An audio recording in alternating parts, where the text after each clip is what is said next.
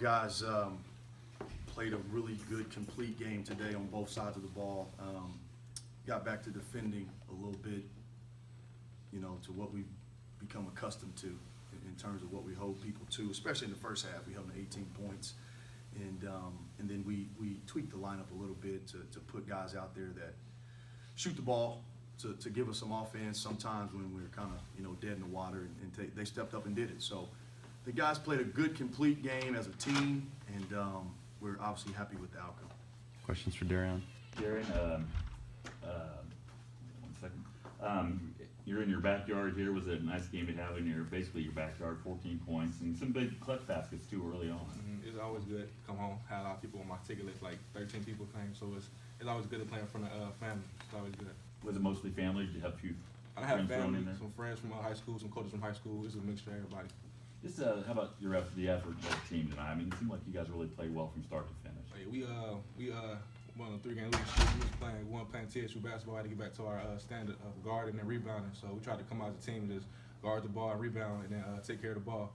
If we would do that, we should win almost every game. You had a couple of threes. You think you're a better three-point shooter now, significantly since high school? At the high school, you really got to the rim a lot, and tonight you squared up and popped a couple of big threes. I mean, yeah, I feel like I can shoot better in high school. I feel like I could drive and shoot. But I think I'm a better shooter in high school for sure. Darren, a lot of bounce from you guys, 5 guys in double figures, and good night on the boards for everybody. Is that the kind of team you are, where everybody can score in double Yeah, figures? we have a very balanced team. Got inside players that can score. Wayne Martin, Megawulu. Got outside shooters. Me, Deli. Got penetrators. Jay Reed, Taj. Everybody got different, special abilities, and we do it all together as a team. We hard to guard. Danny, can you comment on how Darren's game has come around this season? I mean, he's been awesome. He just does what you ask him to as a coach. If you tell him to cut the court in half, literally he'll cut the court in half. Or if you ask him to close out his hands up every time, he'll do it every time. He's just a joy to coach. A high character kid. He's just, what you're going to get. And as a coach, the consistency is what we really appreciate. Coach, he has a lot of good things right tonight. Anything in particular that you were really impressed with or really glad to see? Well, I thought first half defensively we were really good. Not in the second half though. I mean, if you look, they made half their shots in the second half. That's not good. I mean, we pride ourselves on holding people under 40%, and they were at 42.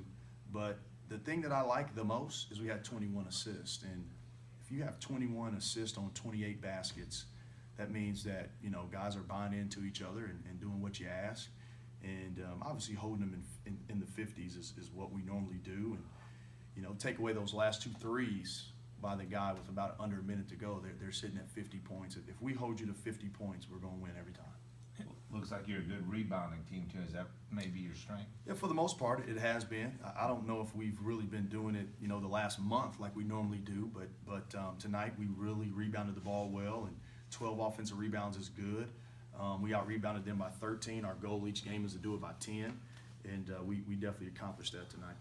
SIU came out and hit some shots real quick in the second half, but they never could really cut into the lead because you guys are scoring at the other end. Was that just poise from you guys being able to respond? Yeah, I mean, this is the first time we've played Delano and Darreon together for an extended amount of time. I mean, prior to tonight's game, they'd only been on the floor together in league play for a total of 6 minutes, but their plus-minus was extremely high per 40 minutes. And as a staff, when you've lost 3 in a row, you're searching for lineups. And, in the past, we've always prided ourselves on defense, so we typically play the best defensive lineup at all times. But if that's not working, you have to tweak it. Now, we're fortunate that our culture's defense, so Delano and Darreon, defended as well as made shots. Tazier has 12 assists tonight, and this is the first time I've seen him up close. He's a lot better up close than he is from a long way away. Yeah, I mean, he's just a really good player. Like, I don't know what he does well. I think his best attribute is he plays really hard, and obviously he attacks the basket. He doesn't always finish around the basket, doesn't always make the easy play, but he just plays so hard and so aggressive, and he puts pressure on the defense. And tonight, he had 12 assists and 11 turnovers, almost had a triple-double with eight turnovers. But, he's like, he's like Brett Favre, like, you just got to live with him. Like, he's going to sling that thing. and hopefully it's a assist and not a turnover. But you can't take him out, right? He's too fun to watch. I mean, he's just so fun to watch. But tonight he was good, especially in spurts. His leadership was really good tonight. Darren, do you still talk to a lot of the boys from East? Or? Yeah, I got a couple people from I keep up with Malcolm all the time. We still talking every day. A couple people I play basketball with. I keep touching everybody for real. Yeah. Mhm. I mean, those were good memories for you. Were they those years? Yeah, I miss high school all the time. Thinking about it. I come home from Christmas break, Thanksgiving break, go home, visit the high school, chat with the coaches. I miss it all.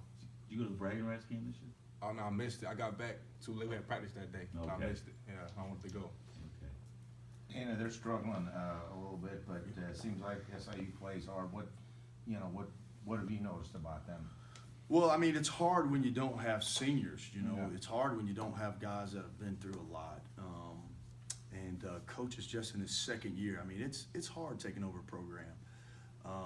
You know, we were fortunate last year. What we did last year was a little abnormal to have such a big jump in your second year. So he's still implementing his culture. And, you know, culture is one of those things that you have to do it every day, and you have to give it days in order to be able to really see if it's taking effect. But they play really hard, and they've got some talented players. And now tonight, one of their better players wasn't in uniform, but you know, when you miss your leading scorer, that puts a lot of pressure on your other kids to step up and try to do things. And but they play extremely hard, and they're a very difficult team to scout and defend. They've just got to do what everybody's got to do. Just keep pushing. That's what you do. You just keep pushing. Can I take you really left field and talk about the struggle to get more African American guys as head coaches in the NCAA? Yeah, you know, I think the number one thing is the guys that have the opportunity, like myself, we have to produce. You know, we have to step up to the plate and win games. We have to do it the right way without getting in trouble with the NCAA. And then I think more guys will get more opportunities. But you know, if we get a shot and we're not very good, you know, we don't put a lot of confidence in administrations to hire us. And I think a lot of it has to do with what type of job you have. For example, obviously for me, Tennessee State's a historically black college, right? But that's just a good fit for an African American coach. A historically black school in the Ohio Valley, you know, that's a good fit. A lot of opportunities we get are in major cities because of, I guess, maybe being in an inner city. So there's so many factors that play into it, but there are a lot of guys out there that are really good coaches that are African Americans. And the thing about it is, the guys that are in that position now, we have to do it for them. We have to win, and then what we could do is we could sell ourselves on their behalf, and then they'll get more shots. And when they get their shot, they got to capitalize. But there's a big pressure though for you to produce, isn't there? Because of that added pressure. Oh, for sure. I mean, you know, there's a stigma amongst African American coaches that we're just good recruiters. Good recruiters. Yeah, but I got news for you. Every good college coach is a good recruiter. Okay, so, you know, you just have to, it's simple, man. You have to win. If they keep score, you have to win. And again, the guys that have the job now have to do a good job, and that will give people confidence to make that leap, I guess. Our conference, I think our conference has a couple minority coaches. Myself, the head coach at UT Martin, obviously John here. Yeah, 4 out of 12. And Coach Rick Ray at SEMO. And then last year we had James Green. So, I mean, this is a good league that's given us an opportunity. And like I said, we've got to make it happen. There's even Lennox before Coach Forster here. here. Yeah, I before mean, John. yeah, so, you know, I think sometimes you don't see African-American coaches at the Power Fives. That's on TV night in, night out. But when you get one there, he's got to win, period. That's just the way it goes. It's the way it goes. Appreciate it. Thanks. Yep. Thanks, guys.